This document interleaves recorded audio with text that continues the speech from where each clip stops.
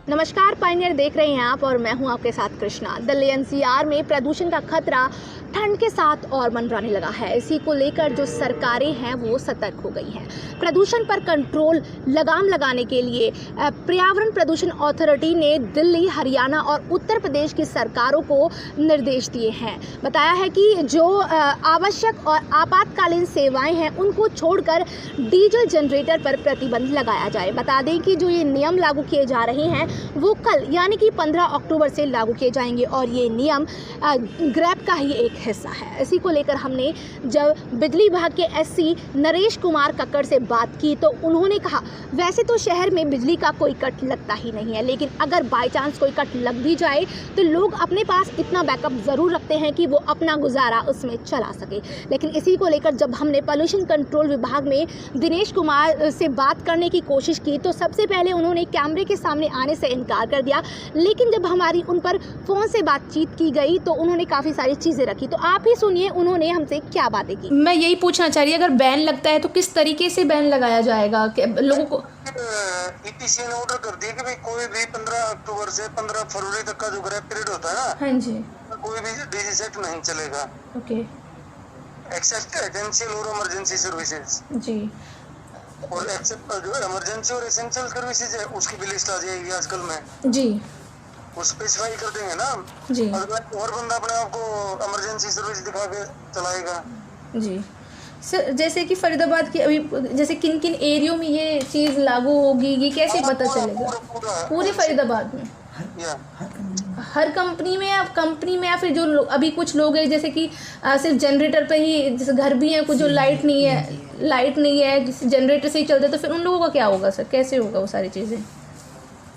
उन लोगों के लिए ईपीसी के चेयरमैन है डॉक्टर भूरेलाल जी, उन्होंने जो पावर डिपार्टमेंट है ना, हाँ जी उनको भी डायरेक्शन दी है जी हरियाणा में जो पावर डिपार्टमेंट है कि अनइंटरप्टेड पावर सप्लाई प्रोवाइड करें। ओके तो अब लाइट की कंडीशन वैसे ही सुधर जाएगी पूरे हरियाणा में ना। जी जी लाइट मतलब कोई ना कोई फॉल्ट होगा तो ही जाएगी, रूटीन में जैसे पहले कट लगते थे वो नहीं लगेंगे। तो इसलिए जनरेटर की डीसी सेट की नौबत नहीं आएगी चलाने की। फिर भी अगर कोई चलाता है जी तो उसको जो भी जो वायलेशन करता है हाँ जी और जो फाइन बनेगा फाइन लगाएंगे। कैंप ऑफिस जी जी जी ठीक है सर, ठीक। Okay thank you sir.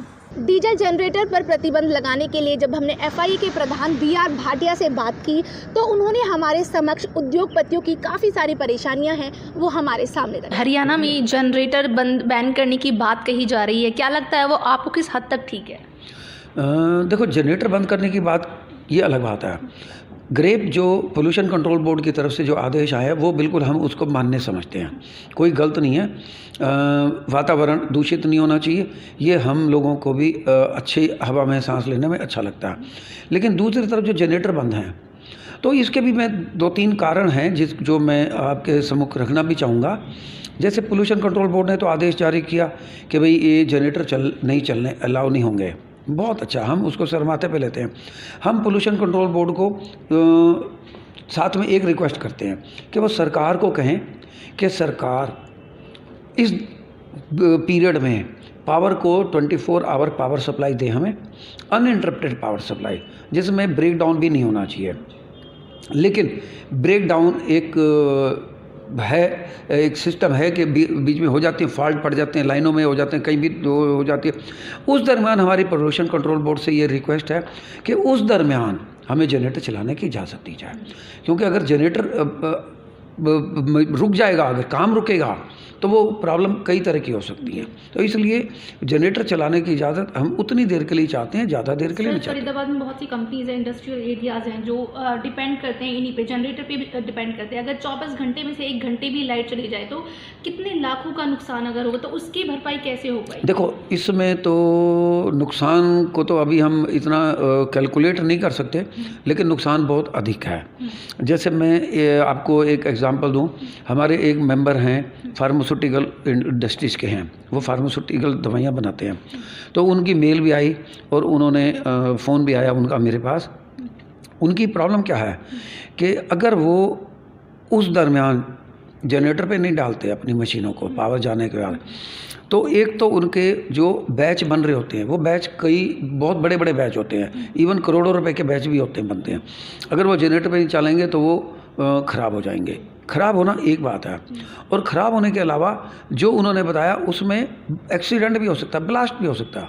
मतलब फार्मूलेशन है, क्रिएशन हो रही है, उसमें दवाइयाँ बन रही हैं, दवाइयों में कई तरह के केमिकल मिलाए गए हैं, कई तरह के उसमें जो भी होते हैं इनके फार्मूलेशन से बनाया जाता है।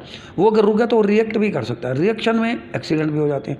हमारी केवल सरकार से और उनसे यही रिक्वेस्ट है कि पावर की हमें कोई वैसी वो नहीं। वैसे तो 24 घंटे सरकार पावर कहती है दे भी रही है, हमें भी ऐसा लगता है 96% 97% पावर आ रही है, लेकिन जो 2-3-4% नहीं आती, 5% नहीं आती, या ब्रेक डाउन में 2-2 3-3 घंटे नहीं आते, वही समस्या है हमारी। और ये हमारी रिक्वेस्ट है, और हमारी जेन्युइन रिक्वेस्ट है, सरकार भी इसको मानेगी। और पोल्यूशन कंट्रोल बोर्ड हमारे माननीय श्री भूरीलाल जी हैं, वो भी इस बात को मानेंगे, वो भी इस बात को एक्सेप्ट करेंगे। हाँ, ऐसे केसेस में पावर को आप जनरेटर चला सकते हो, वो भी मानेंगे। हमारी जेन्युइन डिमांड है हमारी। फरीदाबाद में कई ऐसी सोसाइटीज़ हैं जो जनरेटर पे ही चलती हैं, तो अगर ये बैन हो जाते हैं तो उनका क्या होगा, किस तरीके से वो इस चीज़ को सर्वाइव करेंगे? देखिए, मैं फरीदाबाद इंडस्ट्री एसोसिएशन का प्रेसिडेंट हूँ और मैं इंडस्ट्रीज़ को रिप्रेजेंट करता हूँ। रेजिडेंशियल एरिया को बारे में मैं कुछ नहीं बता सकता, ये तो सरकार के ऊपर है। और टोटल अगर पावर ही नहीं आ रही और टोटल सरकार ने पावर ही नहीं दी उनको, तो ये रेजिडेंशियल सोसाइटी और सरकार के बीच का वो है, उनको देखना चाहिए वो किस तरह से इस समस्या का समाधान निकालेंगे।